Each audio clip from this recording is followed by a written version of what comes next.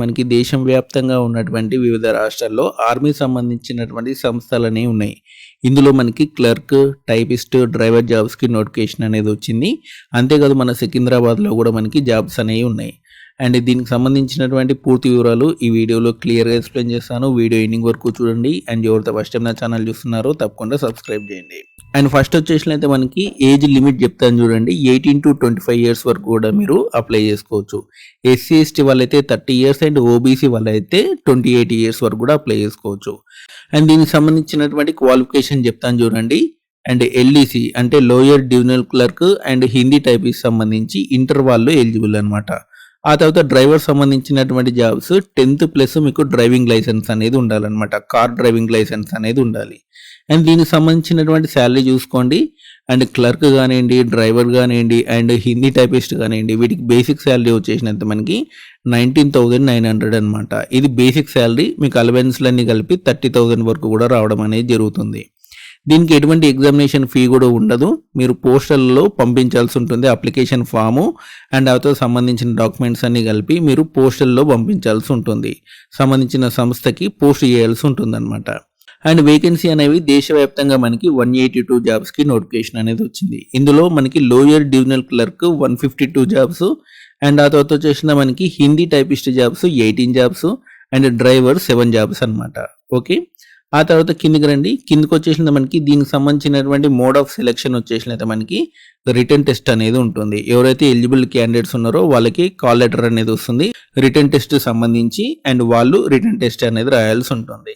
దీనికి సంబంధించినటువంటి సిలబస్ చెప్తాను చూడండి. అండ్ ఎల్డీసీ అంటే lower divisional clerk and Hindi typist సంబంధించి general intelligence, English language, numerical aptitude, general awareness, టోటల్గా 100 క్వశ్చన్లు 100 మార్కులు అనమాట.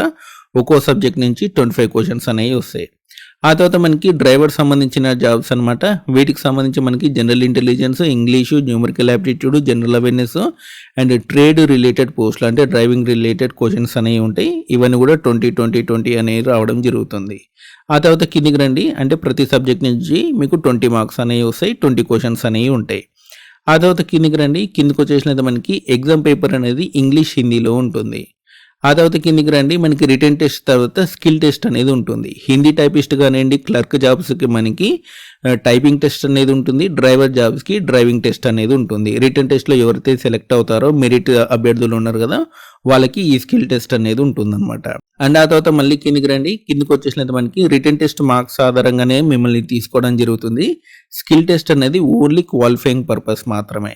అండ్ దీనికి సంబంధించినటువంటి లాస్ట్ డేట్ వచ్చేసిన మనకి 30 ఆగస్ట్ లోపు మీరు అప్లికేషన్ ఫామ్ నింపి మీరు సంబంధించిన సంస్థకి పోస్ట్ అనేది చేయాల్సి ఉంటుంది. ఓకేనా, గుర్తుపెట్టుకొని సంబంధించిన సంస్థకి పోస్ట్ అనేది చేయాల్సి ఉంటుంది. ఆ తర్వాత కిందికి రండి. కిందికి వస్తే మనకి అయితే తెలుగు రాష్ట్రాల్లో ఎక్కడెక్కడ జాబ్స్ ఉన్నాయి అనేది మీకు చెప్తాను చూడండి. అండ్ ఇక్కడ చూడండి, commandant air force academy Hyderabad ఉంది కదా, ఇందులో మనకి 2 జాబ్స్ అనేవి ఉన్నాయి. ఓపెన్ వాళ్ళకు ఒకటి, ఓబీసీ వాళ్ళకు ఒకటి అనమాట. ఆ తర్వాత మనకి commandant college of air warfare సంబంధించినటువంటి సికింద్రాబాద్లో ఈ సంస్థ అనేది ఉంది. ఇందులో కూడా మనకి ఎల్డీసీ సంబంధించినటువంటి ఒక జాబ్ అనేది ఉంది. ఇది ఓపెన్లో ఉందన్నమాట. ఆ తర్వాత ఎయిర్ ఫోర్స్ సంబంధించినటువంటి హకీంపేట్ సికింద్రాబాద్లో మనకి హిందీ టైపిస్ట్ జాబ్స్ అనేవి ఉన్నాయి. ఇది ఒక వేకెన్సీ ఉంది, అది కూడా ఓబీసీ వాళ్ళకు ఉంది.